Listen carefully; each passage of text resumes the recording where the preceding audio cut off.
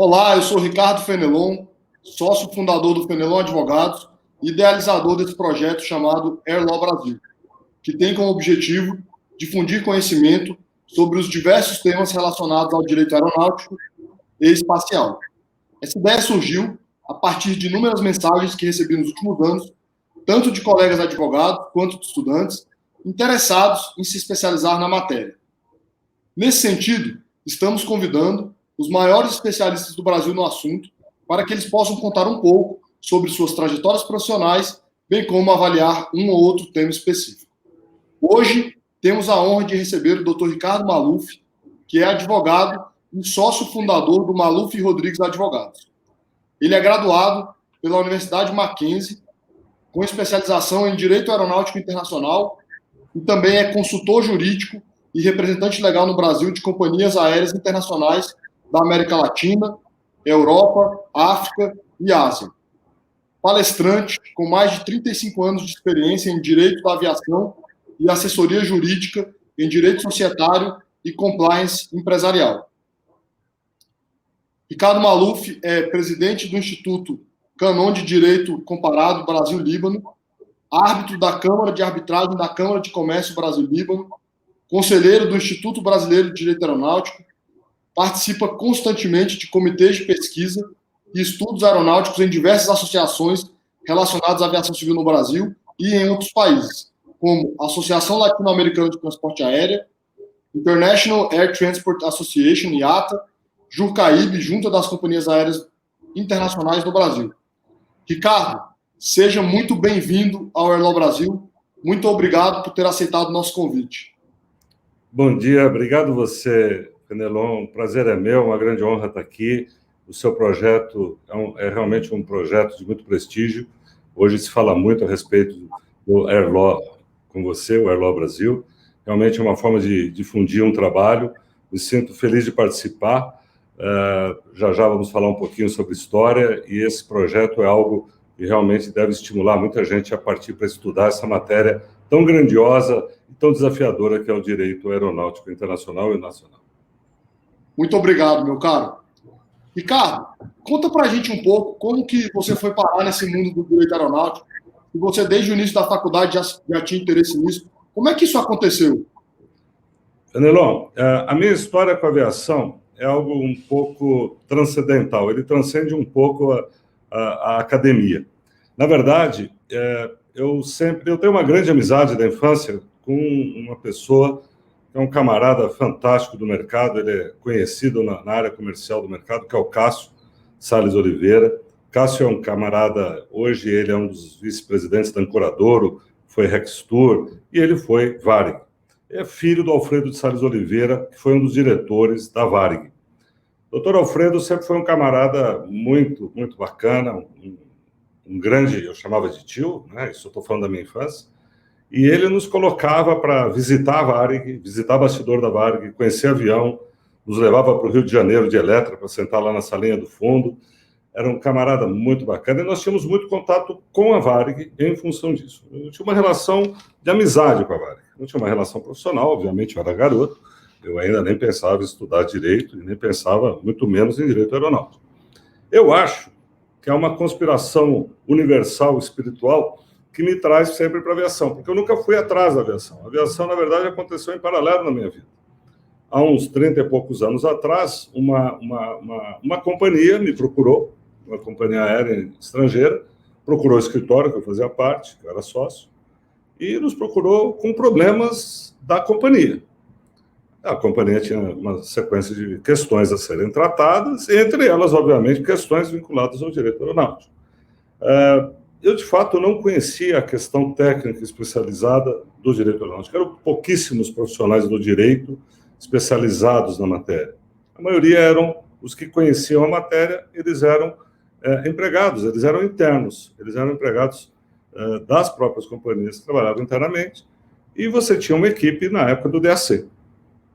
Começamos por ali, quer dizer, ali foi um primeiro momento, um primeiro contato direto com uma empresa. Algumas questões empresariais são comuns a todo tipo de sociedade, todo tipo empresarial, né? Questões, algumas delas como questões societárias, as questões contratuais, com as suas especificidades, né, da matéria, mas, em geral, sempre eram problemas genéricos e alguns pontuais. E ali eu comecei o meu estudo, eu tive que pesquisar, eu tive que estudar, eu não tinha muito o que fazer.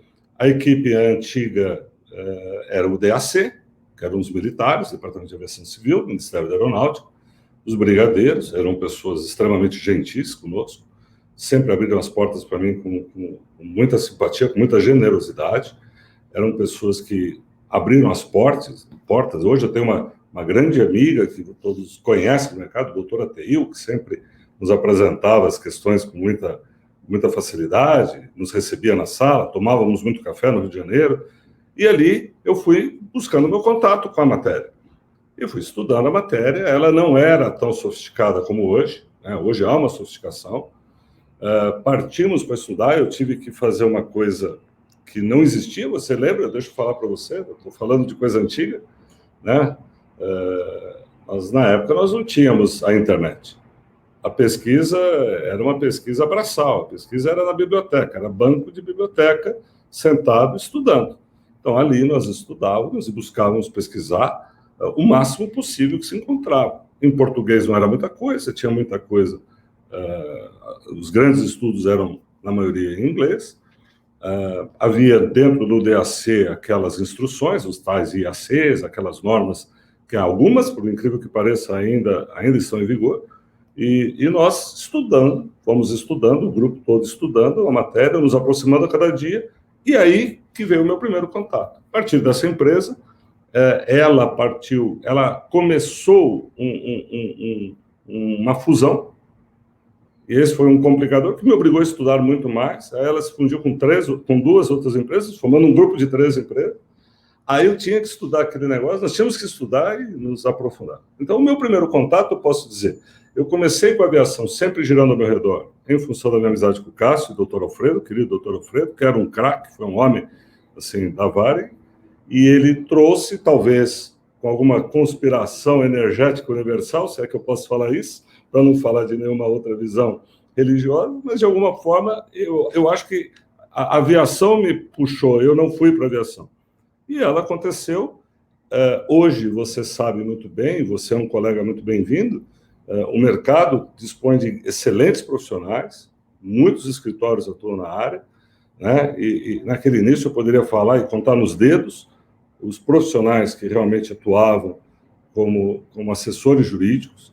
Alguns já se foram, né, daquela geração, e hoje tem uma nova geração atuante, e você participa aí dos nossos estudos, nos centros de debates, você sabe que tem aí grandes profissionais nascendo e se recriando a cada dia. Essa é a minha rápida história. Quer dizer, não tínhamos naquela época cursos, nós tínhamos alguns poucos seminários do próprio DAC, com pequenos grupos, sempre os comitês eram de poucas pessoas, que debatiam o assunto mais por amor à arte do que propriamente por razão profissional, por razão técnica, porque você também não tinha um mercado tão amplo assim. O mercado por si só já era restrito. E eu fui gostando, fui pegando gosto. É uma matéria desafiadora, empolgante, né? Que exige permanente. Você não pode se acomodar com ela. Eu lido com empresas, praticamente todos, nossos clientes praticamente são todos estrangeiros, ou seja, então te obriga a conhecer a legislação internacional, local e a nossa. Então, ela não tem rotina, né? Eu digo o seguinte: se você quer a vida com emoção, venha para o direito aeronáutico.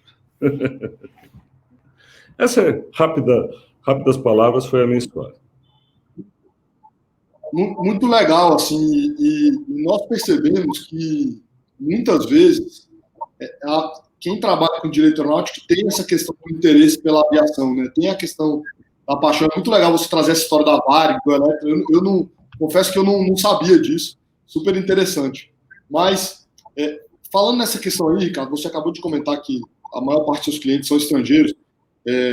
Eu sei que você tem uma experiência enorme nesse tema, e é uma honra para a gente conversar sobre isso aqui hoje, que é o seguinte: nos últimos anos você vem assim, trabalhando muito com essa questão de autorização para operação de voos internacionais no Brasil, sejam voos regulares ou não regulares, e também no funcionamento de empresas a comercializar bilhetes de passagem ou carga nessa modalidade que a gente chama de offline.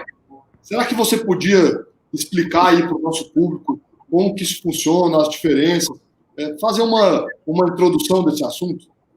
Claro. Ele é bastante extenso, eu vou tentar resumir bastante, tá? Vou colocar aqui em poucas palavras. Voltando à história do DAC, nós, para uma outorga de uma empresa estrangeira no Brasil, o processo era todo no papel. Eu chamo no papel, era no papel mesmo. Nós tínhamos, depois de um tempo, nós passamos a ter o fax. Antigamente, nós tínhamos que carregar aquela papelada, levar aquela papelada para lá, ela era examinada e vinha um monte de papéis. Com o passar do tempo, o Brasil se modernizou no pensamento, modernizou no pensamento econômico e viu que a abertura de mercado era uma coisa bastante necessária. A Varig era um grande exemplo de empresa, foi um grande exemplo de empresa, mas ela tinha um domínio de mercado muito forte, quer dizer, ela tinha uma liderança e domínio do mercado. Por um lado, muito positivamente, mas por algumas questões também acabava restringindo, de uma certa forma, o interesse de competidores internacionais de virem para o Brasil, porque sabiam que tinham que enfrentar a potência da Varig aqui como concorrente. Com o passar dos anos, isso deixou de acontecer e muitas empresas vieram e nós precisávamos ter aí um processo claro e transparente de outorga de concessão. Nós temos vários tipos de empresa.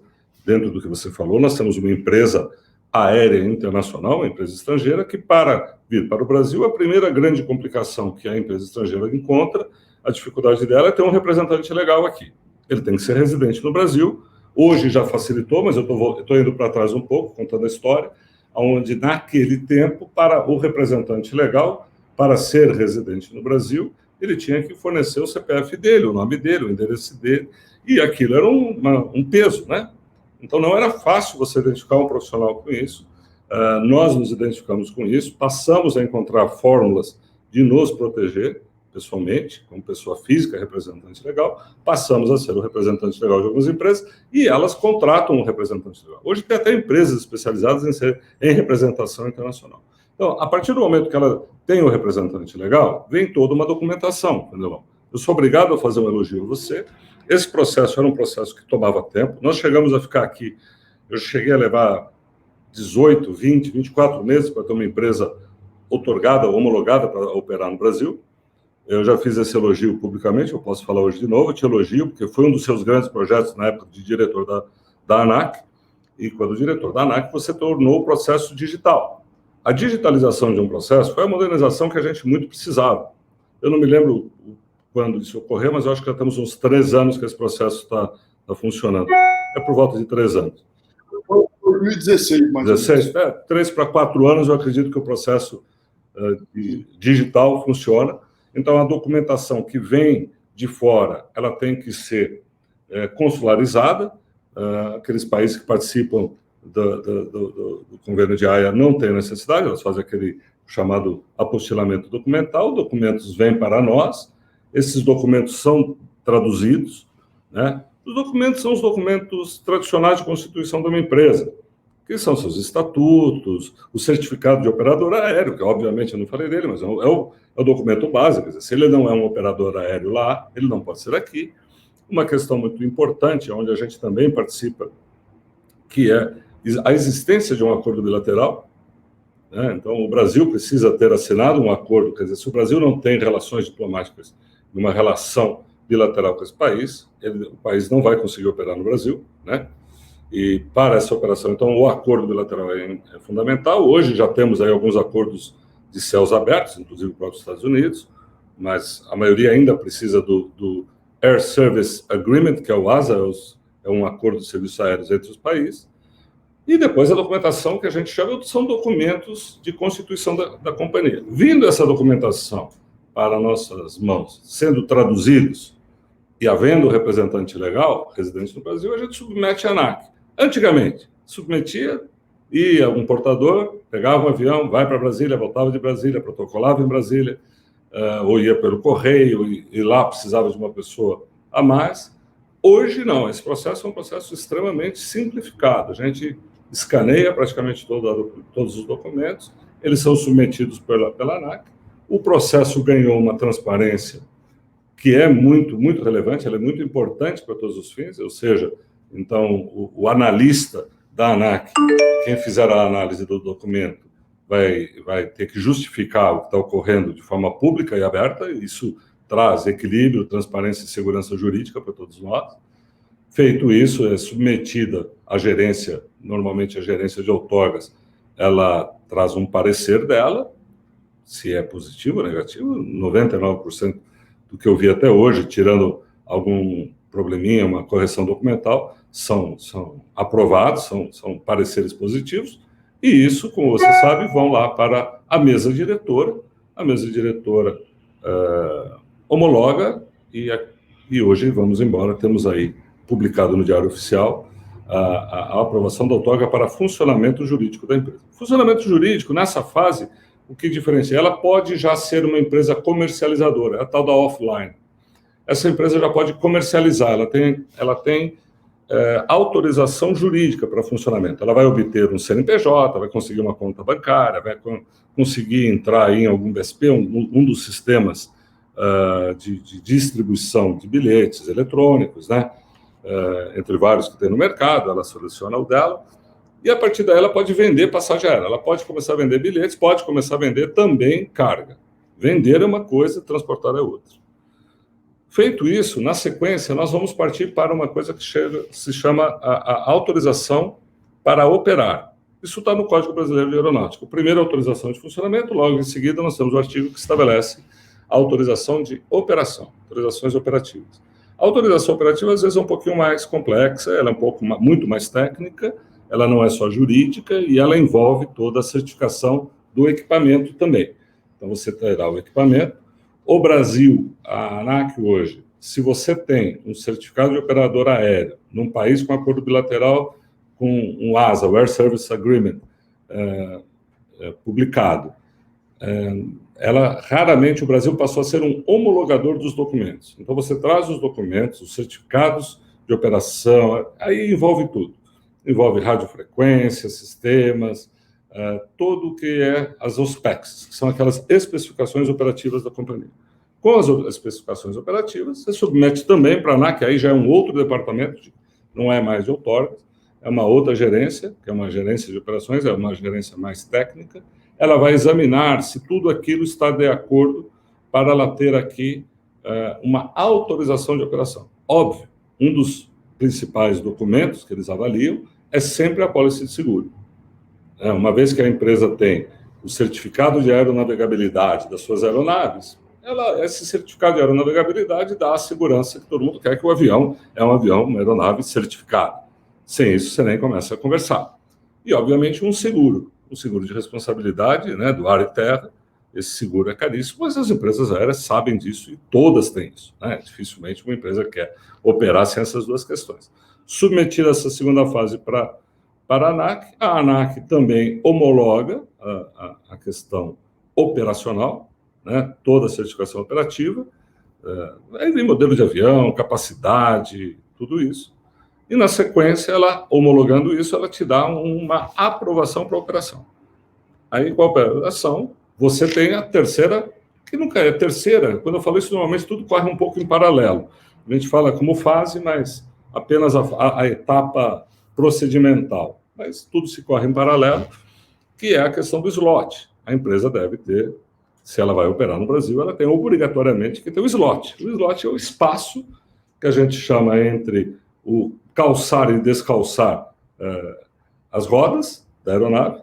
Entre o calço e o descalço, ela tem um direito ao uso daquele aeroporto. Aquele aeroporto, ela tem um direito de uso, aquele slot, aquele espaço é dela, então ela vai ter que ter o espaço para taxiar, para decolar ou aterrissar, e isso é negociado, isso é acertado juntamente com com o próprio aeroporto, juntamente com a ANAC. A ANAC não participa mais, também é um facilitador. Ela hoje participa apenas como um banco de dados, né? O aeroporto resolve diretamente com você. Antigamente havia, quando era infraero e tal, havia uma centralização que era um pouco complexa. A gente dependia de 3, 4 autorizações, que era o DCE, que é o Centro de Aeronavegabilidade, ainda do Ministério da Aeronáutica, que controla o espaço aéreo, juntamente com o aeroporto, juntamente com a ANAC. Então, nós tínhamos que ter as 3 autorizações. Hoje está muito mais fácil. De novo, falando de você, aquela digitalização fez com que todo esse procedimento, que era de 18, 20 meses, que eu te falei, nós tivemos, há 2 anos atrás, uma autorização em 25 dias, entre o protocolo inicial e o despacho da diretoria. Uma autorização para voo, que eu ia te perguntar exatamente isso.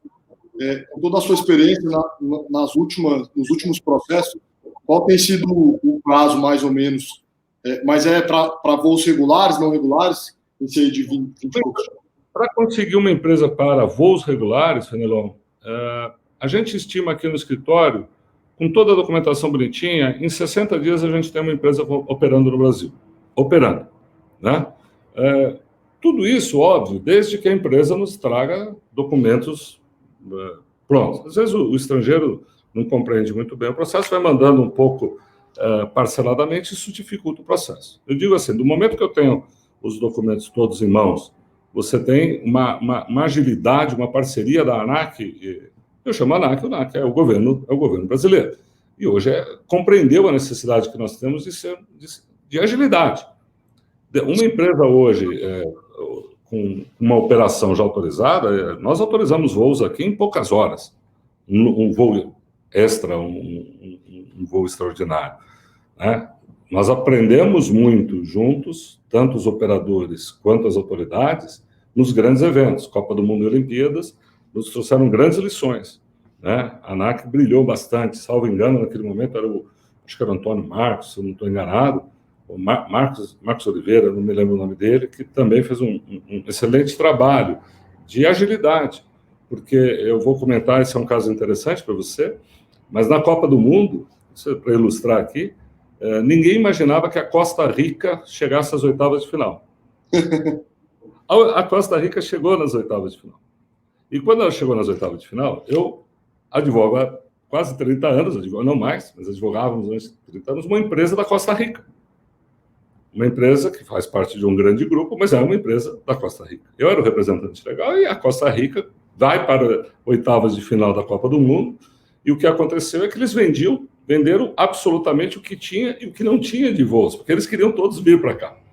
Não, o Costa Rica queria vir para o Brasil. Eu falei, eu quero assistir, primeiro porque é bem próximo e tal. Eles queriam assistir, não havia voo, nós precisávamos autorização de voos. Então, assim, aquele momento, as autorizações foram extremamente ágeis.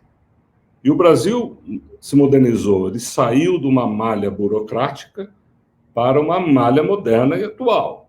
Você precisa operar, eu preciso te autorizar ou rejeitar rapidamente. Eu não posso, vamos lá, que agora vamos começar a analisar os carimbos. Não, nós precisamos que a operação corra, porque o jogo da Copa do Mundo era aquele dia, não ia ser dali um mês. Então, a operação tinha que ser autorizada de imediato. E aconteceu. E hoje em dia, em resumo, com 30 e poucos a 40 dias, a gente tem sim uma autorização para o funcionamento.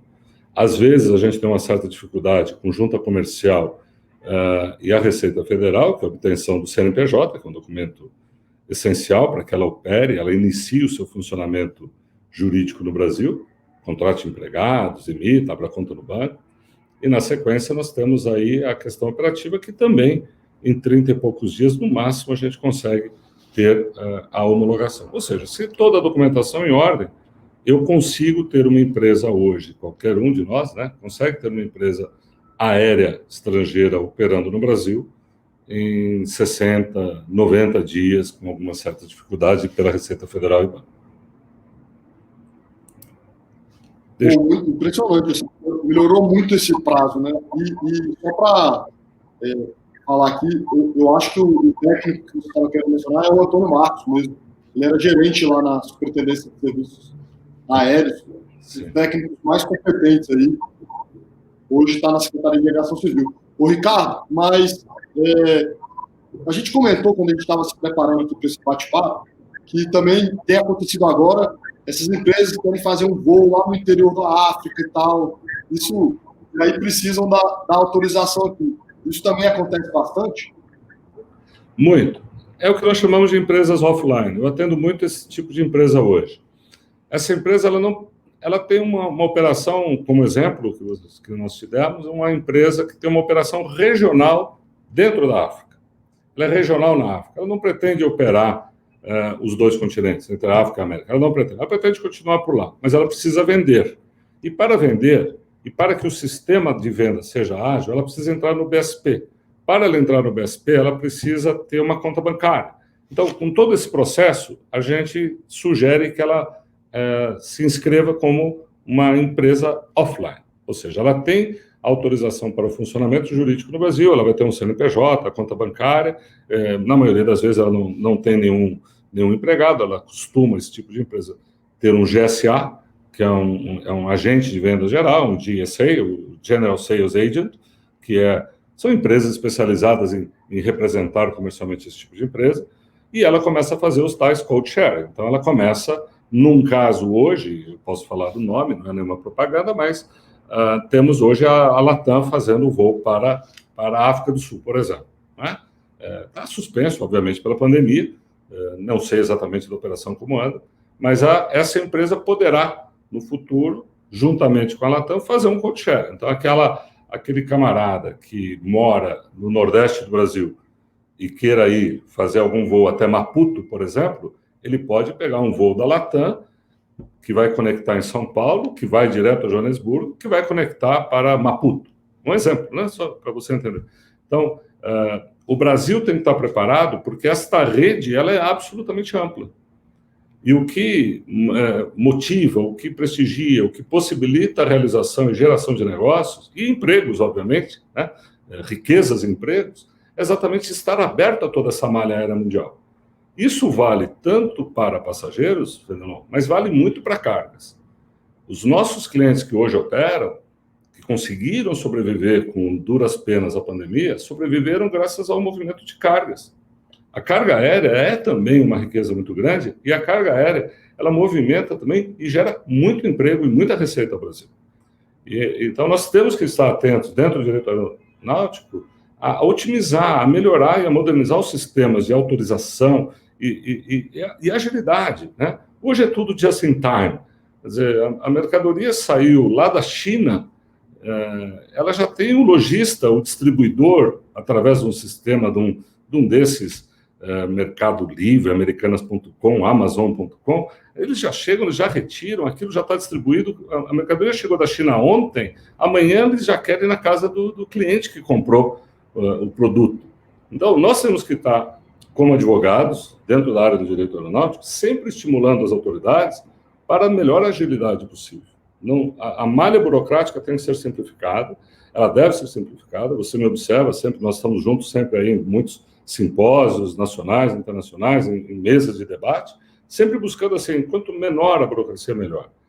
Nós precisamos que o sistema se otimize. Então, falando, o offline, que é a operação dessa natureza, gera muitos negócios, ela possibilita uma abertura de negócio, abertura do Brasil muito grande. A online não se fala, porque é uma operação permanente, mas não podemos nunca esquecer de agilidade no funcionamento e na aprovação do regime de cargas. A ANAC hoje está preparada para isso.